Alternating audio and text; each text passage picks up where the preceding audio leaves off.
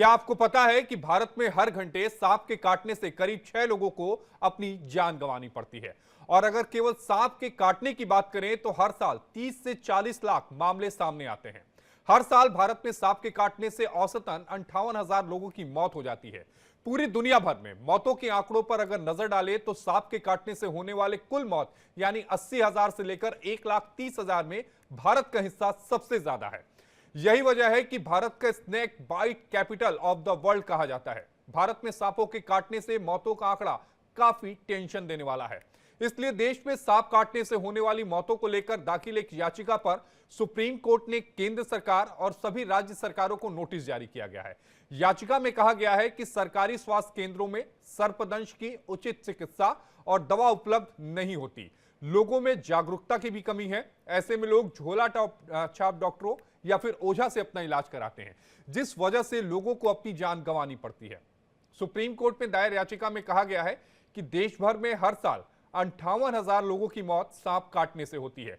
पिछले 2 दशकों में सांप के काटने से 10 लाख से अधिक भारतीयों की मौत हुई है। वहीं कोर्ट में पॉलीवेनम की मांग को लेकर यह याचिका दाखिल की गई है। याचिका में मांग की गई है कि देश के सरकारी अस्पतालों, सरकारी मेडिकल कॉलेजों के साथ साथ प्राथमिक स्वास्थ्य केंद्रों, सामुदायिक स्वास्थ्य केंद्रों और जिला अस्पतालों में एंटी वेनम और सर्पदंश उपचार उपलब्ध कराया जाना चाहिए ताकि लोगों की जांच बच सके। इसी याचिका पर सुनवाई करते हुए सुप्रीम कोर्ट ने केंद्र सरकार और राज्य सरकारों को नोटिस जारी किया है और जवाब मांगा है। सबसे अहम बात यह है कि राज्य सरकारों की तरफ से सुप्रीम कोर्ट में क्या जवाब दिया जाता है, यह देखने वाली बात होगी, क्योंकि कई ऐसे राज्य हैं जहां पर सांपों के काटने के जो मामले हैं वो बहुत ज्यादा हैं। अगर हम बात करें उड़ीसा की, झारखंड की, छत्तीसगढ़ की, मध्य प्रदेश की, यहां पर सांप काटने के बहुत ज्यादा मामले सामने आते हैं। और इसी विषय पर चर्चा करेंगे। हमारे साथ 3 खास मेहमान हैं। हमारे साथ डॉक्टर स्वाति माहेश्वरी जी जुड़ेंगी जो सीनियर फिजिशियन है, और हमारे साथ विनय कुमार जो हैं फॉरेस्ट रेंजर हैं। इसके अलावा शैलेंद्र सारक जी जो स्नेक एक्सपर्ट हैं वो भी हमारे साथ जुड़ेंगे। लेकिन सवाल ये है कि आखिर सरकार की तरफ से ये सहूलतें जो हैं वो उपलब्ध क्यों नहीं कराई जाती, जिसको लेकर सुप्रीम कोर्ट में याचिका दाखिल की गई है। याचिका में यह कहा गया है कि सरकारी स्वास्थ्य केंद्रों में सर्पदंश की दवा नहीं है, यानी अगर सांप काटता है तो उसकी दवा नहीं है, उचित चिकित्सा नहीं है और दवा भी उपलब्ध नहीं हो पाती। कोर्ट में पॉलीवेनम की मांग को लेकर याचिका दाखिल की गई है, जिसमें यह भी कहा गया है कि लोगों में जागरूकता की कमी है। झोला छाप डॉक्टरों और ओझा से लोग इलाज कराते हैं। अब आपको सबसे अहम बात यह बता दें कि जितनी भी सांपों की प्रजातियां हैं पूरे विश्व में, उसमें से केवल 4 सांप जहरीले होते हैं। बाकी कोई भी सांप जहरीला नहीं होता अगर हम भारत की बात करें तो।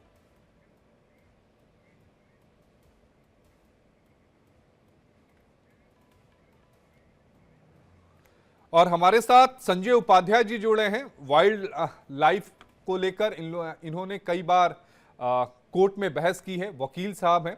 संजय जी, इंडिया डेली में आपका बेहद स्वागत है। संजय जी, जो याचिका सुप्रीम कोर्ट में दाखिल की गई उसमें सीधा यह कहा गया है कि कई जो स्वास्थ्य केंद्र हैं, चाहे जिला स्तर की बात करें, चाहे गांव स्तर की बात करें, चाहे शहर के स्तर की बात करें, वहां पर एंटी वेनम जो है वो उपलब्ध नहीं होता। जबकि हम सभी जानते हैं कि अगर सांप काटता है तो 2 घंटे के भीतर एंटी वेनम का मिलना बहुत जरूरी है।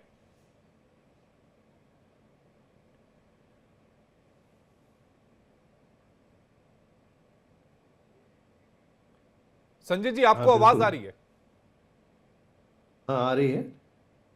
संजय जी, सीधा सवाल आपसे यही था मेरा कि सुप्रीम कोर्ट ने जो नोटिस जारी किया है बेहद गंभीर मामला है। मामला इसलिए भी गंभीर है क्योंकि हमारे मुल्क में अगर हम औसत देखें 2001 से लेकर 2024 तक के आंकड़ों को देखें तो हर साल तकरीबन 57,000 लोगों की मौत सांप काटने से होती है। 2 लाख से ज्यादा केसेस हर साल रिकॉर्ड किए जाते हैं। उसके बावजूद भी जिला स्तर पर या फिर गांव के स्तर पर जो सरकारी मेडिकल कॉलेज हैं या फिर सरकारी स्वास्थ्य केंद्र हैं, वहां पर एंटी वेनम नहीं होता। नहीं, बेसिकली दो पहलू हैं इसके। एक तो जाहिर है कि कोई विक्टिम है तो उसके लिए जितनी भी स्वास्थ्य की पर्सपेक्टिव से जो चीज़ें मुहैया कराई जानी चाहिए वो तो करवाई जानी चाहिए, चाहे वो प्राइमरी हेल्थ केयर सेंटर्स हो या जो भी जितनी जल्दी एक्सेसिबल हो। तो इसमें तो कोई दो मत नहीं होना चाहिए कि उस तरह की मेडिसिन अवेलेबल होनी चाहिए। लेकिन आपको एक और पहलू भी मेरे ख्याल से देखना चाहिए कि ये जो स्नेक बाइट्स हो रहे हैं वो क्यों हो रहे हैं, क्योंकि अगर आप स्नेक की प्रजातियां देखें तो वाइल्ड लाइफ एक्ट में शेड्यूल 1 में बहुत सारे स्नेक्स आते हैं। जैसा आपने सही कहा कि कई सारे स्नेक्स हैं जो सांप हैं जो जहरीले होते हैं और कई नहीं होते हैं। तो इनके हैबिटेट के बारे में भी उसी सीरियसनेस से चीज़ों को देखना चाहिए, क्योंकि उस पहलू को बहुत कम लोग देखते हैं कि ये आखिर ये इंसिडेंट्स हो क्यों रहा है, इसके कॉजेज क्या हैं। तो मेरे ख्याल से कॉज और इफेक्ट दोनों पहलू जी। पे हमें काम करने देना चाहिए और करना चाहिए, ये मेरा पक्ष है। शैलेंद्र सारक जी हमारे साथ जुड़ गए हैं, स्नेक एक्सपर्ट हैं, इन्हीं से ये जवाब ले लेते हैं। शैलेंद्र जी, ये बताइएगा कि सांप काटने के जो मामले हैं हमारे मुल्क में वो बढ़ते क्यों जा रहे हैं? शैलेंद्र जी, आपको आवाज आ रही है?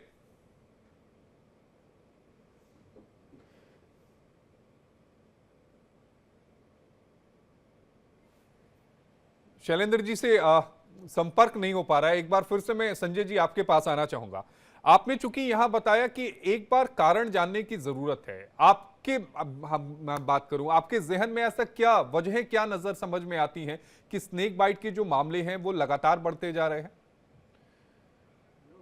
नहीं, देखिए, आप अगर किसी भी प्रजाति को देखिए स्नेक की, चाहे वो कोबराज हों, चाहे वो कीलबैक हो, धमन हो, वाटर स्नेक हो, अलग अलग स्नेक के अलग अलग हैबिटेट्स होते हैं। और जब वाइल्ड लाइफ एक्ट को आप देखेंगे तो इस हैबिटेट को बचाना भी सरकार का काम होता है। और जाहिर है कि जहाँ भी जैसे लेपर्ड होता है, लेपर्ड शहरी इलाकों के आसपास घूमता है, तो नेचुरली ह्यूमन इंटरेक्शन बढ़ता है। उसी तरह स्नेक का भी ये वास्तविक कोई उसका हैबिटेट नहीं कि वो घर में जाके किसी को सांप काटे। तो उसकी जो हैबिटेट है उसको समझ के उसको बचाने की जरूरत है, ताकि उसको निकल कर किसी भी ह्यूमन इंटरेक्शन से जितनी कमी हो सके उतना कम हो। एक्सीडेंट्स होते हैं, जी। लेकिन अगर उस हैबिटेट को हम लोग संभाल के रखेंगे तो जाहिर है कि ये इंसिडेंट्स कम हो जाएंगे। जो आपने फिगर बताया 15 लाख का, ये फिगर बहुत कम हो सकता है अगर उनके हम हैबिटेट को भी संभालने की कोशिश करें। अपार्ट फ्रॉम जो जो एक्सीडेंट्स होते हैं और उसके बाद जो पोस्ट बाइट्स जो केयर होना चाहिए, वो अलग एक पहलू है जो आपने उठाया, बहुत ही अहम मुद्दा है। विनय कुमार जी के पास चलते हैं। फॉरेस्ट रेंजर हैं और विनय कुमार जी इन सारी चीजों से दो चार होते होंगे, अक्सर सुनते होंगे। विनय कुमार जी, आपका इंडिया डेली में स्वागत है। विनय जी, अनम्यूट करिएगा अपने आप को पहले।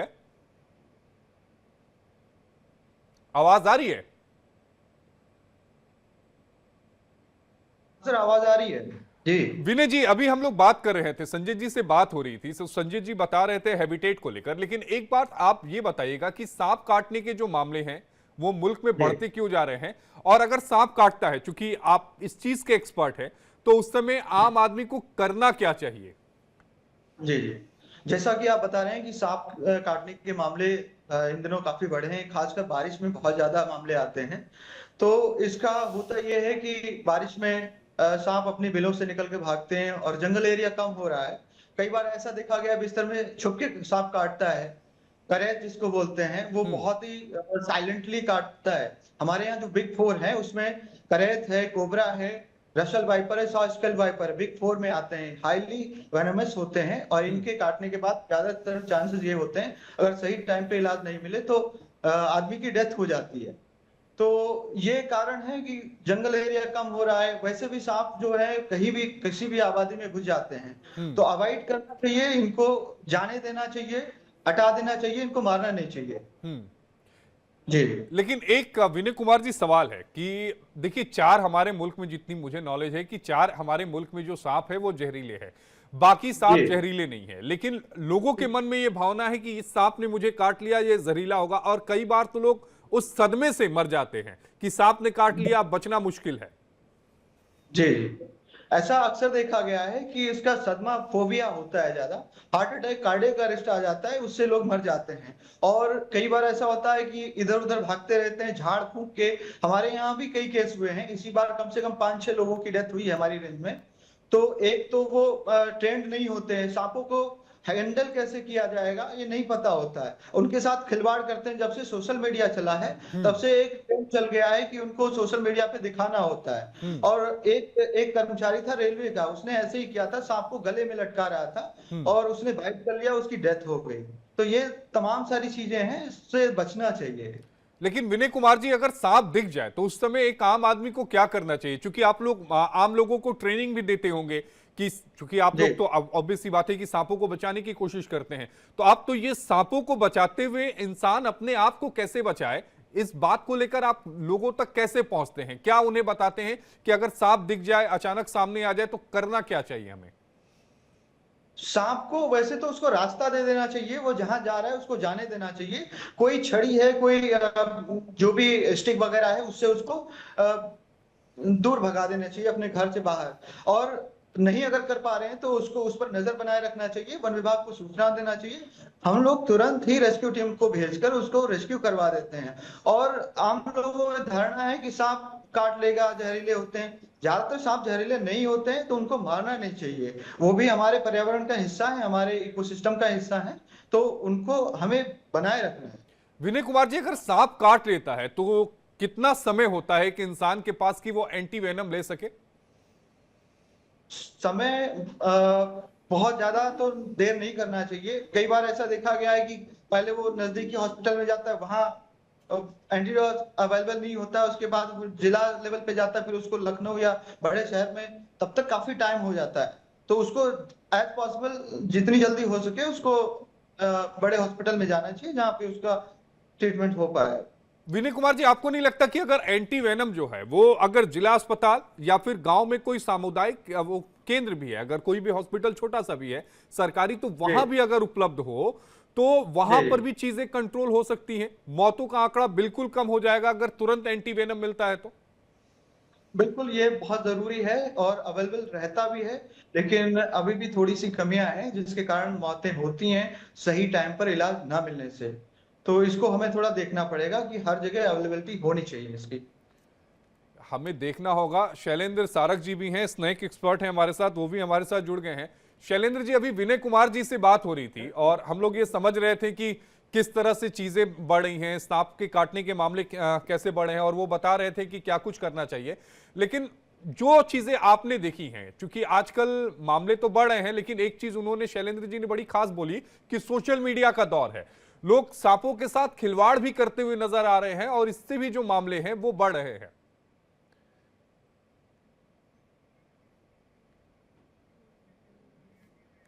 शैलेंद्र शैलेंद्र जी के पास आवाज नहीं जा रही है। संजय जी, मैं आपके पास आना चाहूंगा।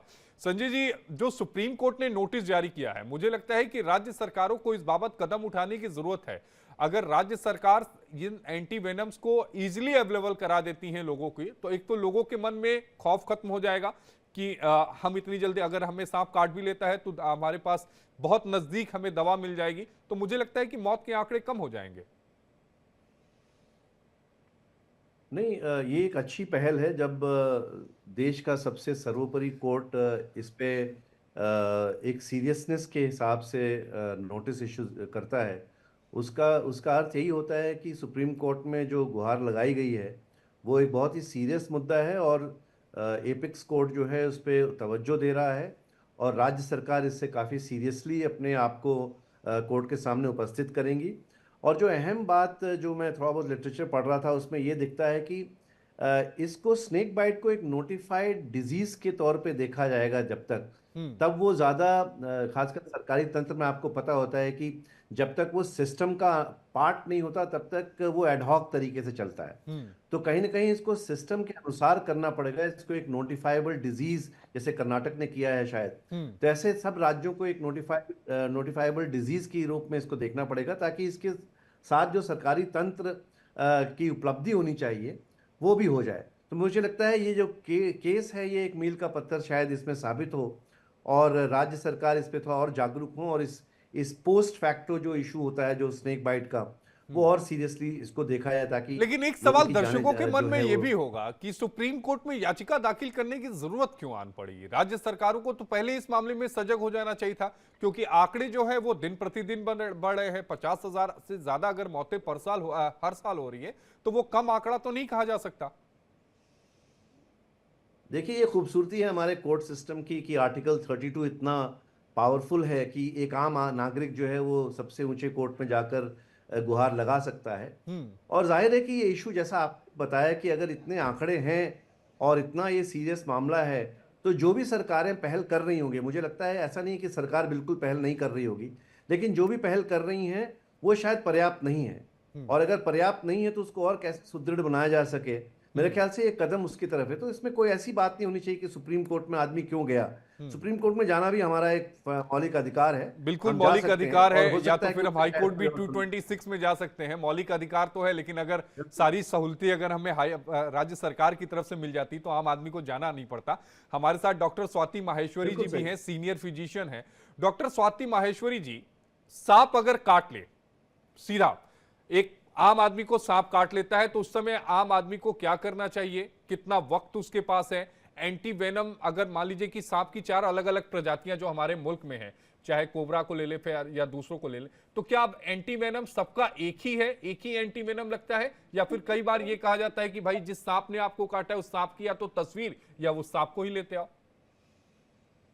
देखिए, बात आपकी सही है। सबसे पहले तो ये समझना बहुत ज़रूरी है कि जितने भी खतरनाक से खतरनाक सांप हैं, उनसे भी मृत्यु जो है वो एकदम से नहीं होती है। यानी कि वक़्त मिलता है जो फर्स्ट एड है वो करने का और एंटीवेनम ट्रीटमेंट लेने का भी। तो इसलिए सबसे पहली चीज़ तो यही होती है कि पैनिक नहीं करना चाहिए, क्योंकि एकदम से देखिए जैसे ही सांप काटता है, स्वाभाविक सी बात है कि घबराहट हो जाती है।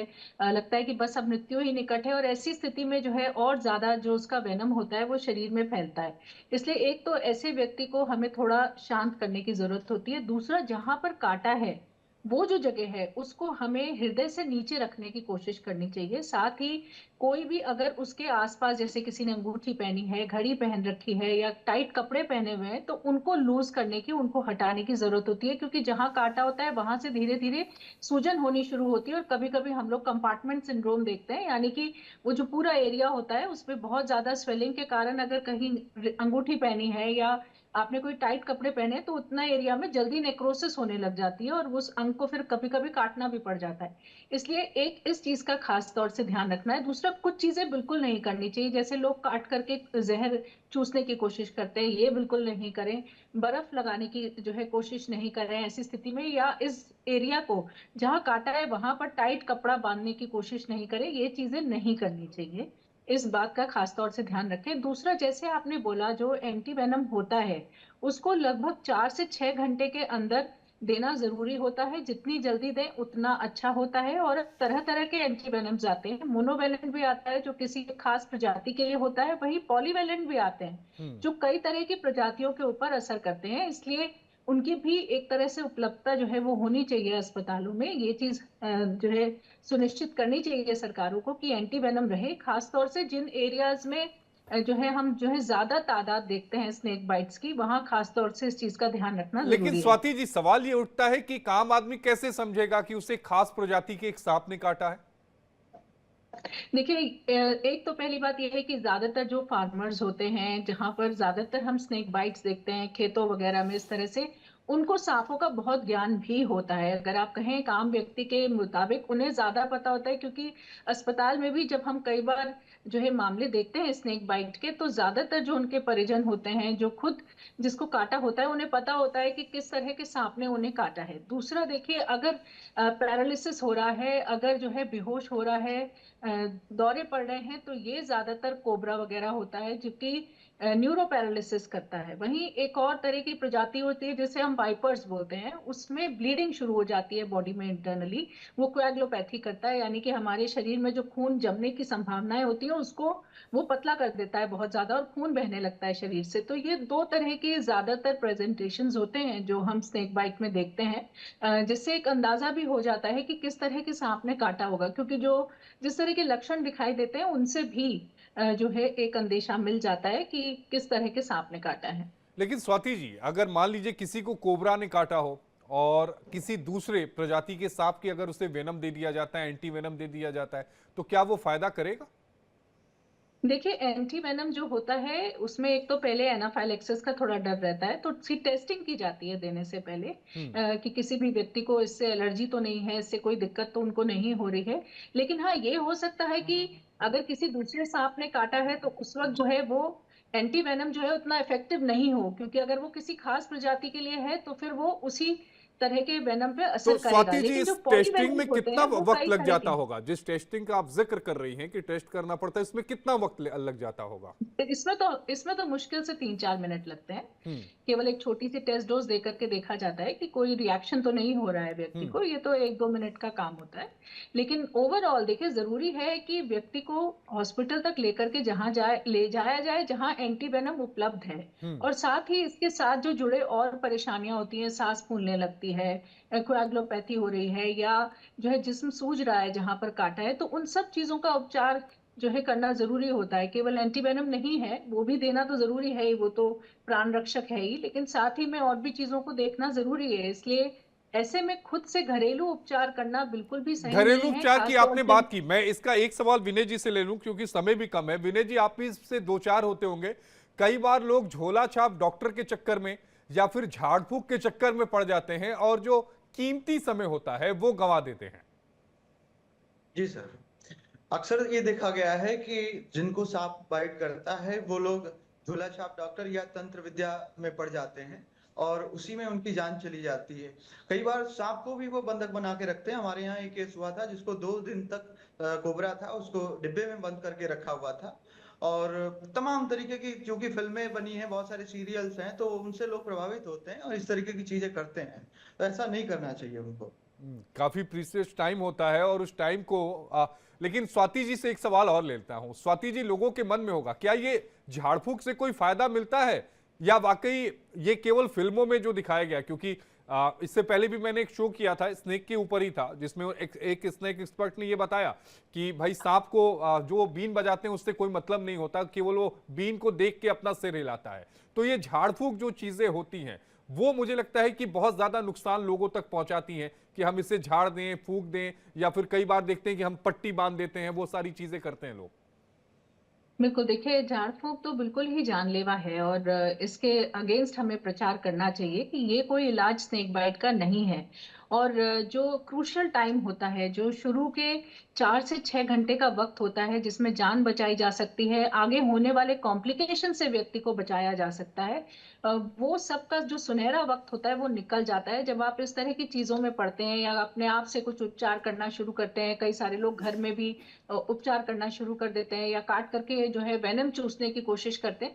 तो ये चीजें बिल्कुल भी नहीं करें, क्योंकि देखिए, एक तरफ जान बचाना बहुत जरूरी है और दूसरी तरफ आगे कॉम्प्लिकेशंस नहीं हो स्नेक बाइट के, ये भी बहुत जरूरी है। क्योंकि कई बार लोग जब लेट पहुंचते हैं तो हमने देखा है कि एम्पुटेट करना पड़ता है, यानी कि पैर काटना पड़ रहा है या हाथ काटना पड़ रहा है या जी। ऑर्गन्स के ऊपर बुरा असर पड़ गया है, किडनी फेलियर हो रहा है।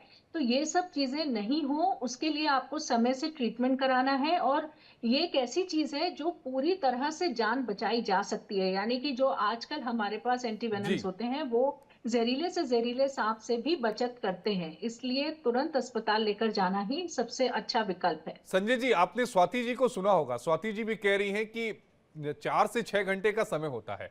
ऐसे में सुप्रीम कोर्ट का दखल देना, राज्य सरकारों को जवाब देना है, जाहिर तौर पर आम लोगों के लिए एक उम्मीद भरा होगा, क्योंकि देश की सबसे बड़ी अदालत जो है अब वो इस मामले की सुनवाई कर रही है। नहीं, जैसा मैंने पहले भी कहा कि जो सुप्रीम कोर्ट का इंटरवेंशन है वो एक एनेबलर की तरह देखना चाहिए जी। हमें, ताकि जो राज्य सरकार जो एफर्ट्स लगा रही हैं उसमें और एक सीरियसनेस पैदा हो। जैसा मैंने पहले बताया कि कुछ राज्यों ने इसे नोटिफाइबल डिजीज के रूप में देखा है, तो उससे क्या होगा कि आपको सिस्टमिक एक रिस्पांस मिलना शुरू हो जाएगा, मुहैया हो सकता है। और इस ख्याल से इंटरवेंशन सही, ये इंटरवेंशन जो है बिल्कुल सही है। डॉक्टर स्वाति जी, डॉक्टर विनय कुमार जी और संजय जी, आप तीनों का जुड़ने के लिए बेहद शुक्रिया। हमारे साथ 3 खास मेहमान थे जिन्होंने अपनी बातों को रखा और ये भी बताया कि जब सांप काट ले तो उस समय क्या करना चाहिए, सुप्रीम कोर्ट का दखल क्यों हुआ, सुप्रीम कोर्ट के दखल के बाद क्या कुछ चीजें हो सकती हैं। तो मुझे लगता है कि जो मामले हैं, जो लगातार आंकड़े जो हैं वो 50,000 से ज्यादा मौतों के आंकड़े हर साल हमारे मुल्क में जो बढ़ रहे हैं, उन पर अब लगाम लगेगी। और उम्मीद यही है कि राज्य सरकारों की तरफ से जो पहल पहले की जा रही है उसमें और ज्यादा रफ्तार होगी और हर एक छोटी जगहों पर भी, यानी गांव कस्बों तक भी जो एंटी वेनम है वो पहुंचाया जाएगा, ताकि लोगों की जिंदगी बच सके, क्योंकि जिंदगी बहुत कीमती होती है।